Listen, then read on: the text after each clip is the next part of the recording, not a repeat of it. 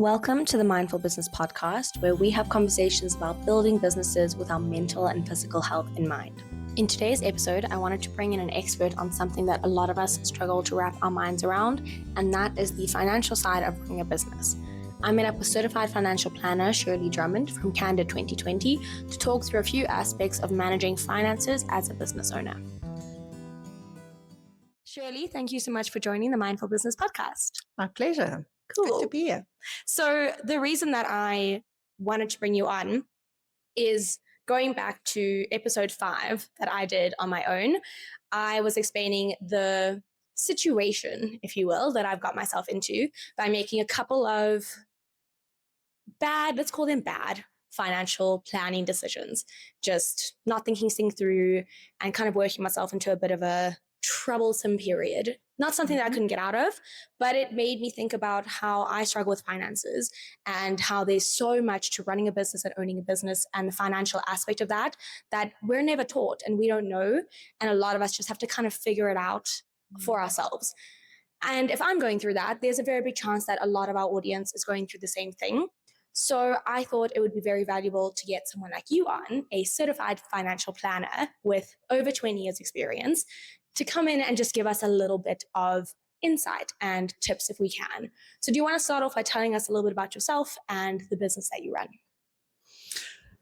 I think you've said so much there. And as a certified financial planner, we work with a lot of businesses. We work with a lot of individuals who do make mistakes. And I call them school fees because actually at the end of the day, that's what it is. Rather make a mistake than don't make anything and don't do anything. So act. And the fact that you've started is, in my opinion, the big step. So the fact that I've made mistakes, I'm actually on the right course. Absolutely. Is that what you're saying? Great. I feel great about that. Absolutely. Make the mistake, understand what you've done, and then obviously put plans in place to not make them again.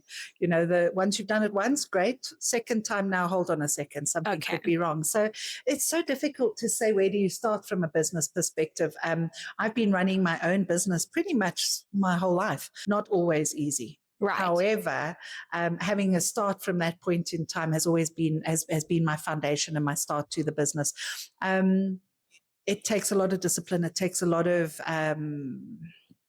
awareness, planning, and I think to have somebody in your corner as a mentor, as a financial advisor, as a call them whatever role they are, somebody who's going to be looking after your well-being in your financial space, I think is going to be very beneficial. I think it's a case of starting out with goals, putting in place some short-term goals, 6 months, 5 years, understanding what you're trying to achieve in your business. Putting in financial goals or goals in general. Goals in general, but why are we in business?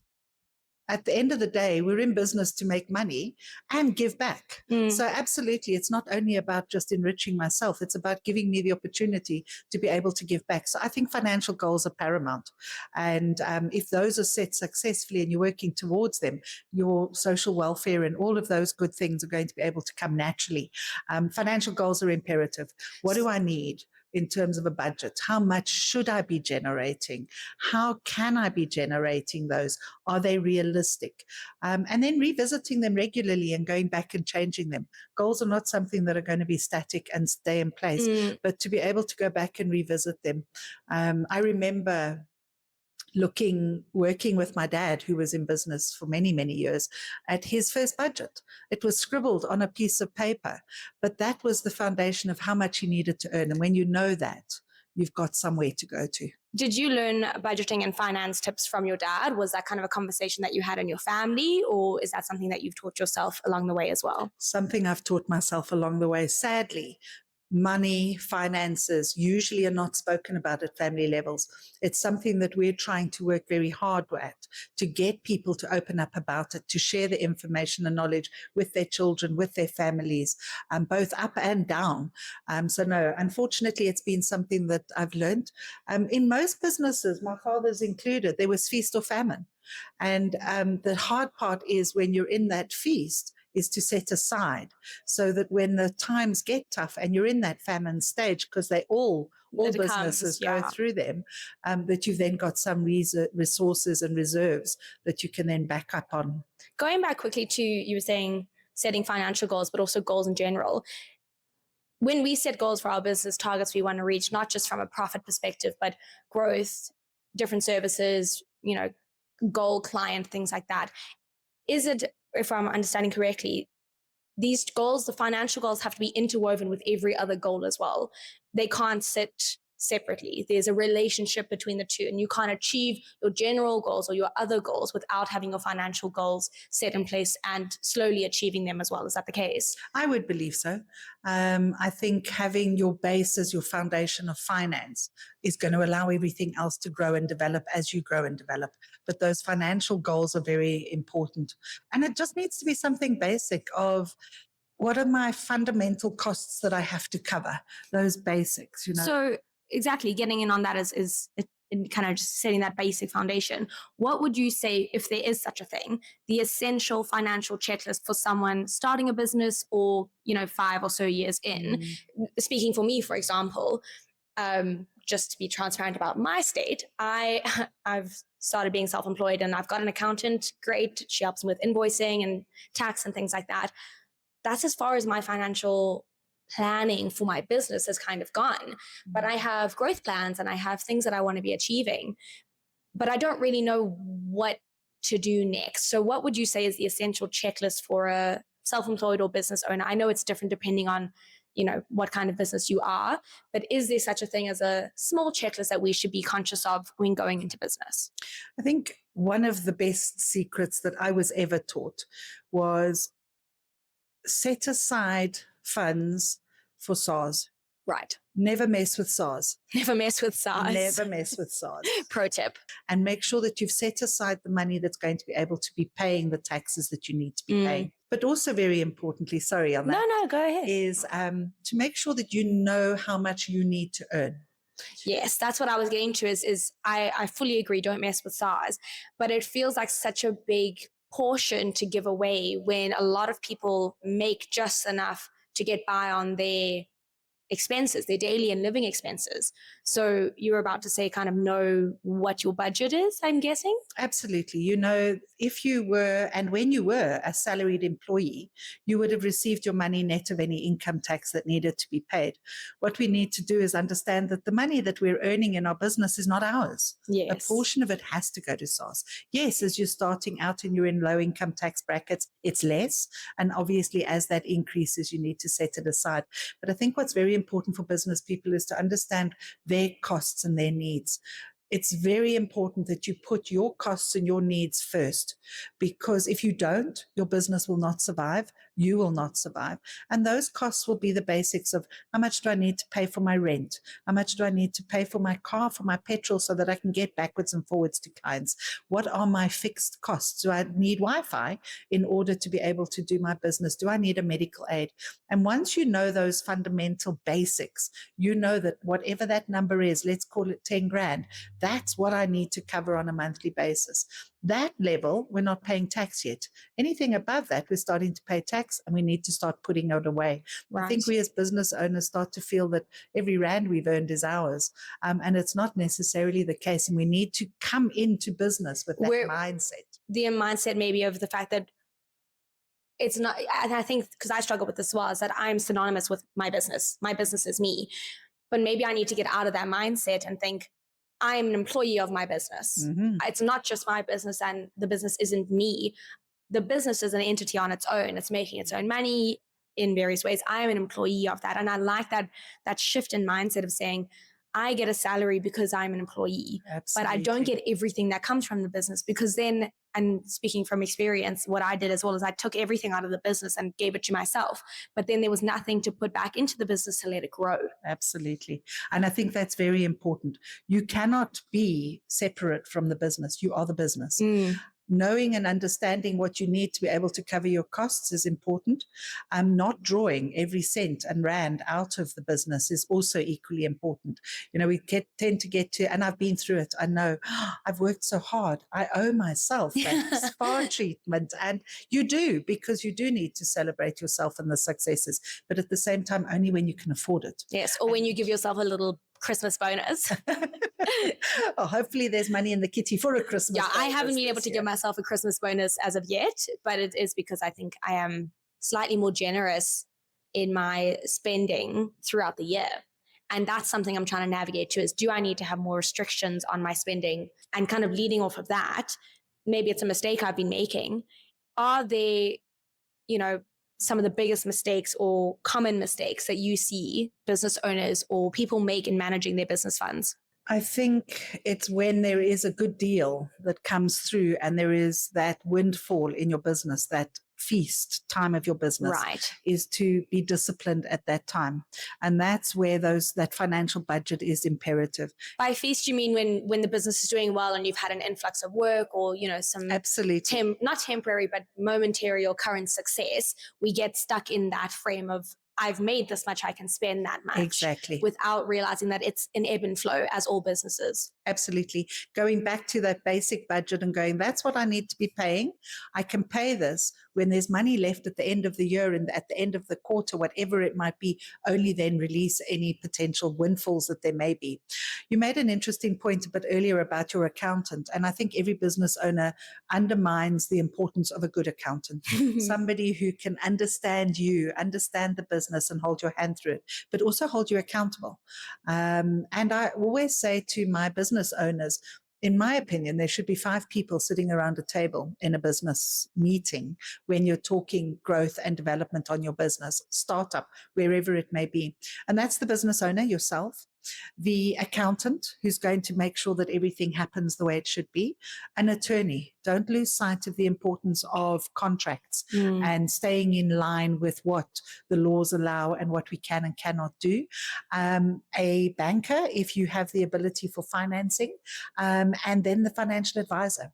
Each one of those people wears a different hat, and it's very important that they all sit around and are running down the same road in terms of where your business is going. All with the same goal in mind. Absolutely. It's a foreign language, talking to attorneys, accountants, financial advisors. The fact that there's even those different people is news, at least to me, because when you say financial planner, accountant, and banker, if you spoke to me a year ago, I wouldn't have known that those 3 people did different things and had different things to add value. And I don't think a lot of people realize or recognize the team that it takes. It's not necessarily saying that they're constantly involved in your daily activities. No. It's not they're not employees to the business, but they are outsourcing pools that you can tap into as and when you need them. And it's important that they have the same direction. You wake up today and your mind is in one space and going down one road. Tomorrow it changes. When you're having those conversations, if everybody knows notes are kept and you kept in that lane, down that track, you have a bigger chance of actually getting there. Yes, it's going to change and move. That's what life is. But if you know where you're trying to go to, you remember the sacrifices you're making initially for the end goal, and everybody is going together. It's a very important part of it. And I see the successes with my business owners where that actually is implemented. Amazing. Any other, red flag behavior, any mistakes that you can think of that we should actively try either recognize in ourselves or avoid before we've even gotten there? Wow. And, is that a bit extensive? Is just this list going through your head right now of all these things that have come up in your career? Yeah, I think get the good deal, but don't spend too much time on it. Okay. Make decisions and move. I think I see a lot more issues and concerns from business owners of being too scared to make moves. So I think once you've made your decision, stand by it. Commit to it and run with it. Don't put off tomorrow what could be done today. And then look after your finances. Make sure that you know where your money is going. Have those regular check-ins with your accountant, be it at least every 6 months, looking at management accounts, and then obviously as and when your business is growing. But stay focused and have fun. Actually. See, and that's the thing, and this circles back kind of nicely to a part that I wanted to kind of go back to, is our relationship with money and our understanding of money. Is I don't view it as fun. I mean, I like making money and I like spending my money, but the whole context around being able to do that is quite stressful most of the time, and you feel overwhelmed and a bit unsure. But on top of that, we spoke about earlier where in our families and growing up, there's this guilt or anxiety or hush-hushness about money. People don't talk about money much.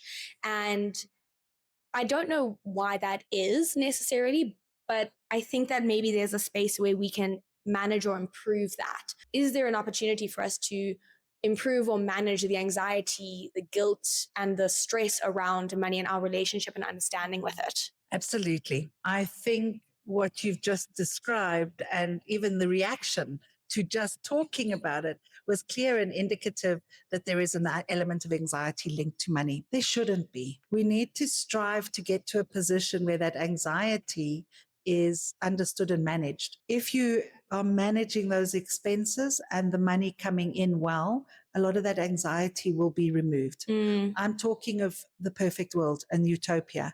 That's where you are striving to get to as a business.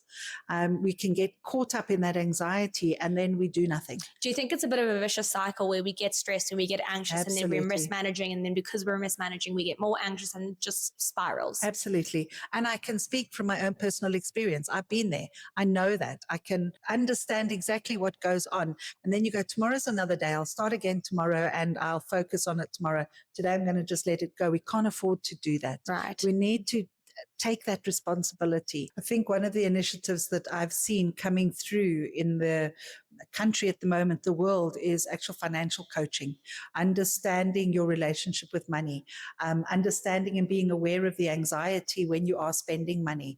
Your financial advisor is that coach. Right. Find one that is having those conversations with you, asking you how you feel. You said reflecting every 6 months. How often would you say we need to be kind of going back and looking over our finances, our decisions, our goals? In the startup stages, I'd be saying every month, because it's going to be changing drastically. You need to remind yourself.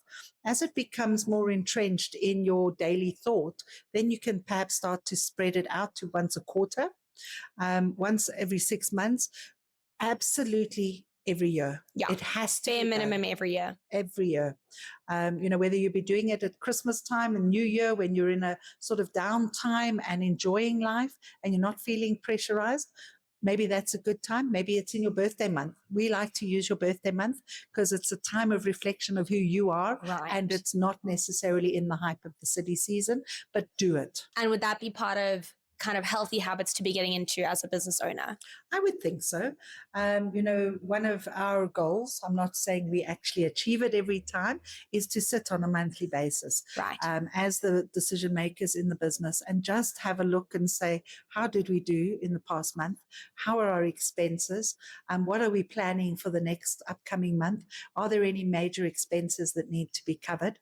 And that gives you good direction instead of trying to just do it as and when. And, your mindfulness, that to me is important and very pertinent.